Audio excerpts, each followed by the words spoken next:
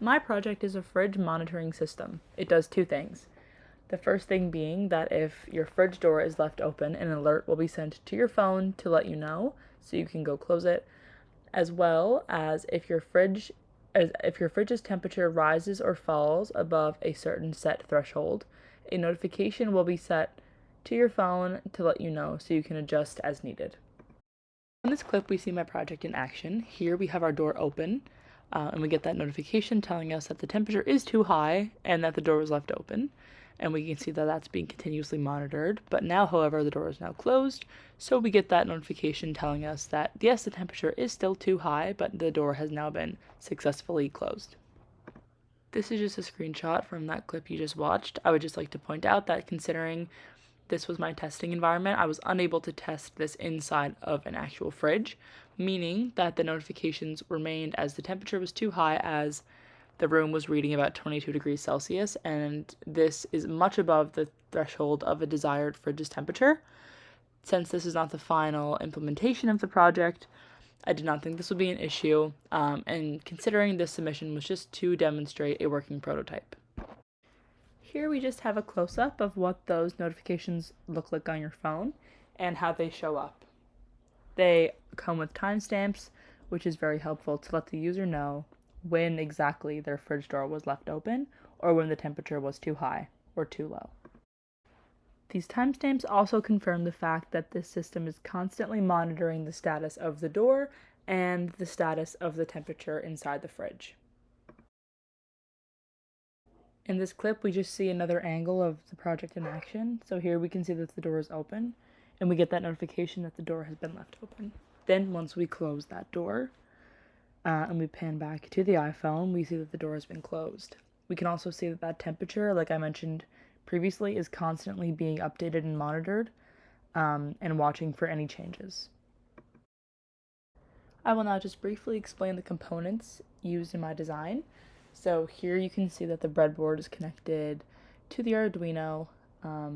Both of these are circled in this red circle. We just have a red jumper wire going from the 5-volt port of the Arduino into the positive rail of the breadboard, as well as you can see that there's a black jumper wire going from the negative rail of the breadboard into the ground terminal of the Arduino. There's also 2 red jumper wires coming out of the positive rail of the breadboard to power the Bluetooth module and as well as the temperature sensor. Here the item we see circled is the HC-05 Bluetooth module. This is the component used to communicate with the phone. It has 4 connections: a VCC connection shown by a red jumper wire, a ground connection shown by the black jumper wire, a transfer connection shown by the yellow jumper wire, and a receiver connection shown by the orange jumper wire. These transfer and receiver wires are what tells the HC-05 to send a message to the phone to alert the user that the fridge's temperature has drifted from the set threshold or that the door has been left open. The component of the circuit circled here is the magnetic door entry sensor, also known as the reed switch. It functions by utilizing a permanent magnet and a reed switch. When the door is closed, the magnet near the reed switch causes its metal contacts to attract, completing an electric circuit indicating a closed state. Conversely, when the door opens, the magnet moves away, separating the contacts and breaking the circuit, signaling an open state. This change in state is detected by monitoring circuits, such as the Arduino board in this case, and triggers the notification sent to your phone that the door has been left open, which prompts the user to return to the fridge and close the door. Finally, the component we see circled here is the temperature sensor.